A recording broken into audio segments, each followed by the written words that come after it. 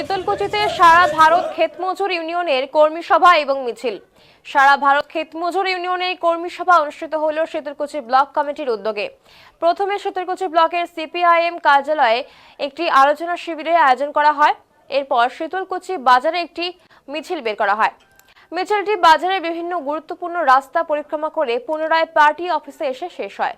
আসন্ন নির্বাচনকে পাখির চোখ করে সংগঠনকে আরও মজবুত করার লক্ষ্যে বামপন্থীরা ইতিমধ্যেই ঝাঁপিয়ে পড়েছেন বলে সভায় দাবি করা হয়।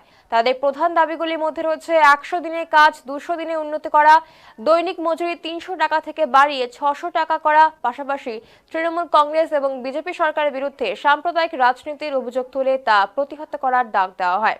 বক্তারা দাবি করেন আগামী বিধানসভা নির্বাচনে তারাই ক্ষমতায় আসবেন। সভায় উপস্থিত ছিলেন ক্ষেতমজুর ইউনিয়নের রাজ্য সম্পাদক নিরাপদ সর্দার, কোচবিহার জেলা কমিটির সদস্য সম্পাদক রমেন প্রামাণিক, রাজ্য কমিটির সদস্য আসমদ আলী, শীতলকুচি ব্লক সম্পাদক রবীন্দ্রনাথ বর্মন এবং জেলা কমিটির সম্পাদক মণ্ডলীর সদস্য হরিশ্চন্দ্র বর্মন সহ অন্যান্য নেতৃত্ব।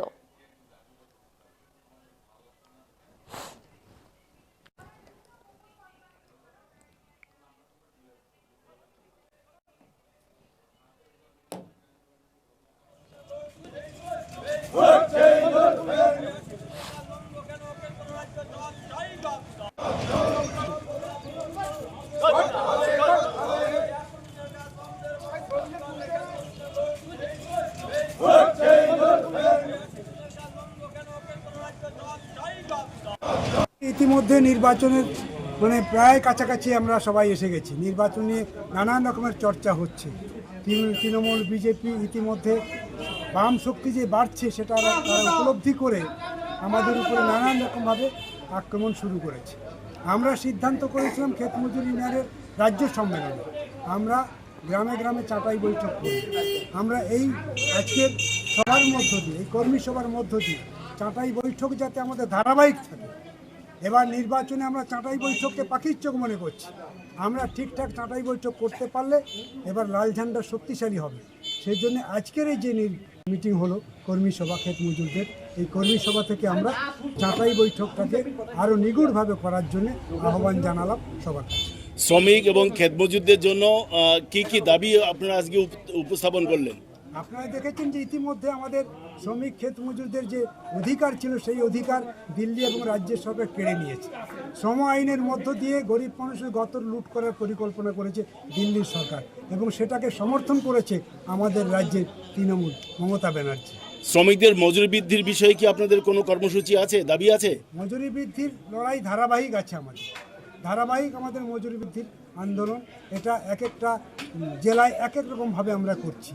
যে জেলাতে যা মজুরি আছে সেই মজুরিকে ভিত্তি করে আরও কিছু মজুরি বৃদ্ধির জন্য আমরা আন্দোলন করছি এবং অদ্ভুত রকমভাবে এবার দেখবেন আপনারা, আমরা জেলায় সর্বত্রই নয়, যেখানে যেখানে আমাদের মজুরি বৃদ্ধি করার মতন স্কোপ আছে সেই সমস্ত গ্রাম এলাকা আমরা চিহ্নিত করে সেখানে আমরা মজুরি বৃদ্ধির আন্দোলন করার চেষ্টা করি। 100 দিনের কাজ প্রায় হচ্ছে না, বন্ধ হয়ে আছে, কি বলবেন এই বিষয়টা নিয়ে? প্রায় নয়, 100 দিনের কাজ তো বন্ধ করে দেওয়া হলো পরিকল্পিতভাবে।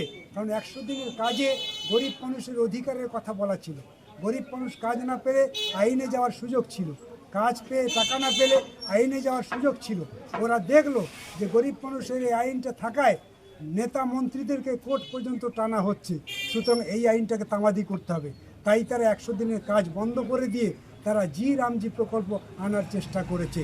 এটাও একটা ললিপপ, এটা 100 দিনের কাজের বিকল্প হতে পারে না। তার বিরুদ্ধে আমাদের আন্দোলন যেমন ছিল তেমন থাকবে, আরও বেশি জোরদার হবে আমাদের এই আন্দোলন।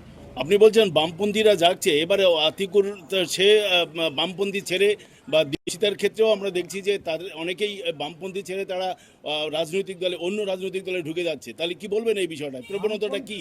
বামপন্থী আন্দোলন মানে তো বোঝেন, এটা হচ্ছে শ্রেণীর সংগঠন, শ্রেণীর পার্টি। শ্রমিক শ্রেণীর পার্টি হচ্ছে সিপিএম।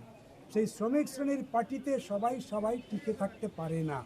কিন্তু আমাদের পার্টি দেখেছেন যে নূতন প্রজন্মকে ধরে রাখার জন্যে, নূতন প্রজন্মকে আনার জন্যে নানান রকমের পরিকল্পনা গ্রহণ করেছে। তার মধ্যে কেউ চলে যাবে না, সবাই থাকবে, এটা তো প্রত্যাশা করার কোনো কারণ নেই। কারণ বুর্জুয়া সংস্কৃতি, বুর্জুয়া রাজনীতি, তৃণমূল বিজেপি একদিকে সাম্প্রদায়িকতা শক্তি সকলে মিলে সবাইকে গ্রাস করার চেষ্টা করছে। আজকে নূতন প্রজন্ম তারা যে একেবারে আক্রান্ত হবে না সেই রকম তো প্রত্যাশা করার কথা নয়। সুতরাং প্রতিকূল আক্রান্ত হয়েছে, টিকে থাকতে পারলো না। আগামী বিধানসভা নির্বাচনে আপনাদের লক্ষ্য কি? আগামী বিধানসভা নির্বাচনে এবার বামেদের যে রেজাল্ট দেখবেন আপনারা, সেটা হচ্ছে অভাবনীয় রেজাল্ট, যেটা বামেরাও ভাবতে পারছে না। এবার গাঁয়ের গরিবদের যে চেতনা, গাঁয়ের যুব সমাজের যে চেতনা বিকাশ ঘটছে, সেই চেতনা তাদের উপস্থিতি এবার মনে প্রমাণ করছে যে আগামী দিন বামেরাই তৃতীয় শক্তি হিসেবে উপস্থিত হতে চলেছে। মুখ্যমন্ত্রী হিসাবে কাকে দেখছেন?